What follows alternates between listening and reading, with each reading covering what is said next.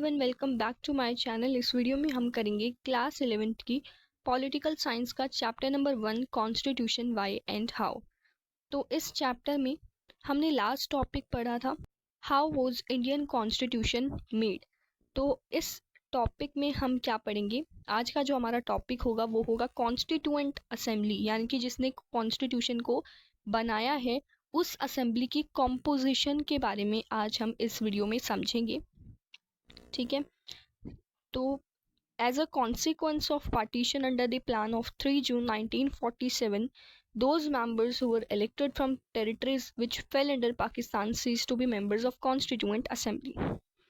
यानी कि जो 3 जून 1947 वाला प्लान था, ठीक है, इसके अंडर कुछ जब पार्टीशन नहीं हुआ था तो ऐसे मेंबर्स पार्टीशन से पहले कॉन्स्टिट्यूएंट असेंबली में जो मेंबर्स है कॉन्स्टिट्यूएंट असेंबली के वो इलेक्ट किए गए थे, और ऐसे भी यहाँ पर मेंबर्स थे जो पाकिस्तान के अंदर आते थे।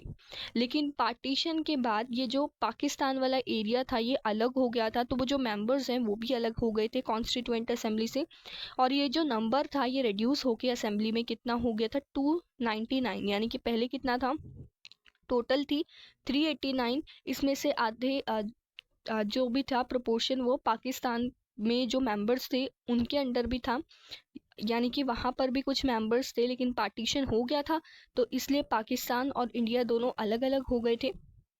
तो अब ये वाले जो मेंबर्स थे वो रेड्यूस होकर नंबर कितना हो गया था 299। जो कॉन्स्टिट्यूशन था उसको अडॉप्ट किया गया था 26 नवंबर 1949 को, लेकिन ये इम्प्लीमेंट फोर्स में कब आया था, 26 जनवरी को फोर्स में आया था। 26 नवंबर 1949 को ये सिर्फ तैयार हुआ था, और फिर बाद में 24 जनवरी 1950 में सब मेंबर्स के सिग्नेचर हुए थे कॉन्स्टिट्यूशन के लिए, और फाइनली 26 जनवरी 1950 में कॉन्स्टिट्यूशन जो था उसको पास कर दिया गया था।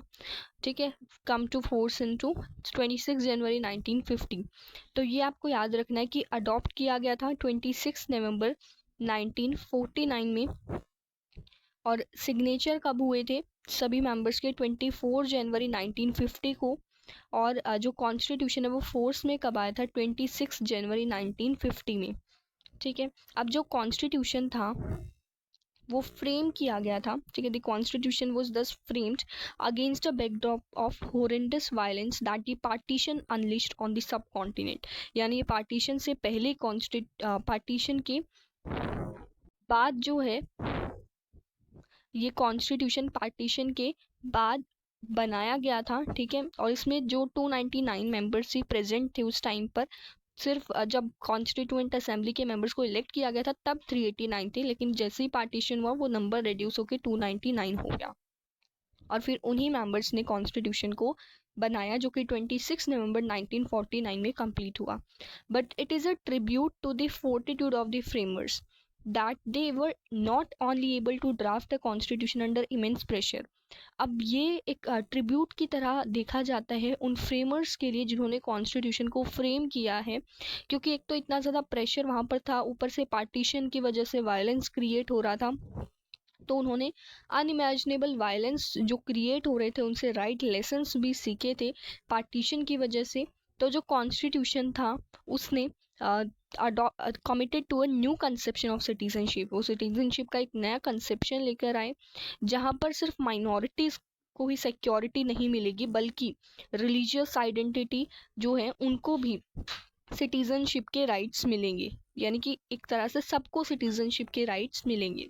But this account of composition of the constituent assembly that drafted the constitution touches upon only the surface of how our constitution was made. जो मेंबर्स थे कॉन्स्टिट्यूएंट असेंबली के वो यूनिवर्सल सफरेज, यानी कि जो वो सब लोग मिलकर वोट देते हैं उस तरीके से इलेक्ट नहीं की गई थी कॉन्स्टिट्यूएंट असेंबली के members. So there were serious attempt to make the assembly representative body. तो अब वहाँ पर एक सभी ये चाहते थे कि एक ऐसा अटेम्प्ट बनाया जाए जो जिसमें ये जो कॉन्स्टिट्यूएंट असेंबली है उसको there was a serious attempt to make the assembly representative body. अब वहाँ पर एक ऐसा अटेम्प्ट लोग चाहते थे कि ये जो कॉन्स्टिट्यूएंट असेंबली उसको रिप्रेजेंटेटिव बॉडी बनाया जाए, यानी कि जो सबको रिप्रेजेंट कर सके। जो रीजन्स के सभी रीजन्स के जो मेंबर थे उनको रिप्रेजेंटेशन दी गई। अब इन एडिशन जो असेंबली थी उसमें 28 मेंबर्स थे शेड्यूल कास्ट के लिए, यानी कि शेड्यूल कास्ट से भी मेंबर्स लिए गए थे। तो ये ये चीज़ क्या दिखाती है कि एक रिप्रेजेंटेटिव बॉडी कॉन्स्टिट्यूएंट असेंबली को बना रही है। क्यों? क्योंकि यहाँ पर शेड्यूल कास्ट मतलब हर एक तरीके का जो रिलीजन है, हर एक जगह से, हर एक रीजन से, रिलीजन से या फिर कास्ट से मेंबर्स को लिया गया था ताकि वो एक सभी को रिप्रेजेंट कर सके। और in terms of political parties Congress जो थी वही डोमिनेट कर रही थी। कांग्रेस उस टाइम पर ज़्यादा कांग्रेस को ही इलेक्ट किया जाता था, तो उस टाइम पर कांग्रेस पार्टी चल रही थी। तो इसने डोमिनेट किया असेंबली को, occupying as 82% of the seats in the assembly after the partition. Partition के बाद 82% सीट्स जो है कांग्रेस ने ऑक्यूपाई की।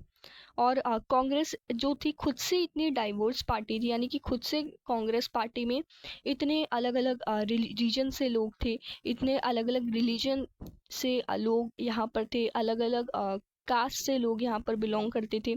ठीक है, तो यहाँ पर खुद से इतनी ज़्यादा क्या थी, डाइवर्सिटी हमें देखने को मिलती है। ठीक है, तो इसलिए कांग्रेस में भी हम कह सकते हैं कि कांग्रेस भी क्या कर रही है, सबको रिप्रेजेंट कर रही है। अब जो नेक्स्ट टॉपिक हमारा है वो है प्रिंसिपल ऑफ डेलिब्रेशन। इसको हम नेक्स्ट वीडियो में करेंगे। आई होप आप सबको ये टॉपिक समझ में आ गया होगा। फिर भी कोई डाउट है तो आप कमेंट करके पूछ सकते हैं। मिलते हैं अपनी नेक्स्ट वीडियो में। Thank you.